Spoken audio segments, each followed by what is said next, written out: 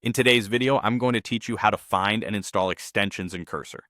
By the end, you'll know exactly where to look, how to browse options, and how to safely install the tools you need to enhance your workflow. Let's start by opening the extensions view. In the Cursor interface, look to the left sidebar and find the apps icon. It looks like four small squares.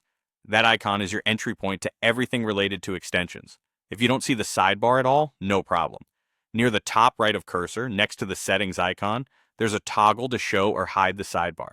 Turn it on and the apps icon will appear in the left panel. Go ahead and click the apps icon to open the extensions view.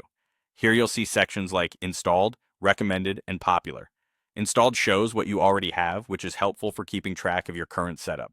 Recommended gives you curated suggestions tailored to common needs. Popular highlights the extensions many users rely on, which can be a great place to start if you're not sure what to pick. To explore further, expand the Popular section to browse widely used options. If you already know what you're after, use the search bar at the top to find it directly. Try typing clear keywords like Docker or Python to narrow the list quickly. As you browse, check the short descriptions to understand what each extension offers so you can choose the right tool for your project. When you've found the extension you want, installing it is straightforward. Click the Install button next to its name. For example, you might install Docker to integrate container workflows or Python support to improve your development experience. Right after you click Install, you'll see a prompt asking you to trust the publisher. This is a standard safety check to confirm the extension comes from a verified source. Click Trust the Publisher to begin the download and installation. Give it a moment to complete.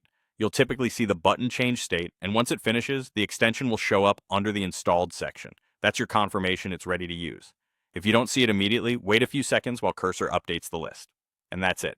You've opened the extensions view, explored what's available, and installed an extension with a single click and a quick trust confirmation.